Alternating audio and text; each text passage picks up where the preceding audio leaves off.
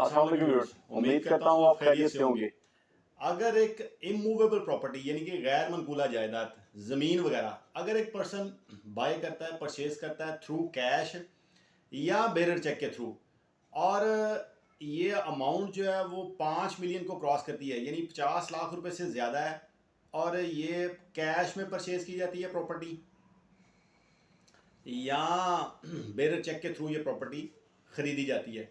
तो इस सूरत में FPR ने कुछ जुर्माना रखा हुआ है, यानी कि 5% है फेयर मार्केट वैल्यू का।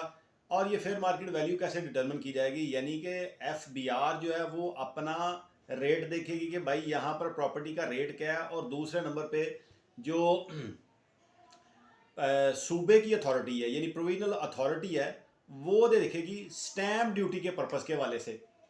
तो जो इनमें से, इन दोनों में से, FBR के रेट में से और प्रोविजनल अथॉरिटी के रेट में से जो रेट ज़्यादा होगा उसका 5% जो है ना वो टैक्स लगाएगी, वो 5% जुर्माना लगाएगी FBR। यानी आपने कोई प्रॉपर्टी बाय करनी है, इमूवेबल प्रॉपर्टी, ज़मीन वगैरह आपने ख़रीद करनी है, और अगर उसकी मार्केट वैल्यू जो है या वो 5 मिलियन से क्रॉस कर रही है,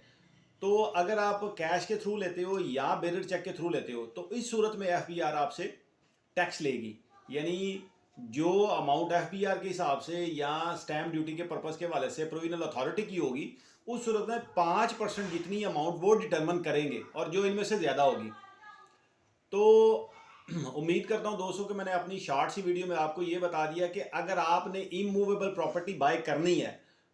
तो अगर वो 5 मिलियन से ज़्यादा है यानी 50 लाख रुपए से ज़्यादा है, तो उस सूरत में आपने जो ट्रांजैक्शन करनी है ना, वो बैंकिंग ट्रांजैक्शन होनी चाहिए और क्रॉस होनी चाहिए।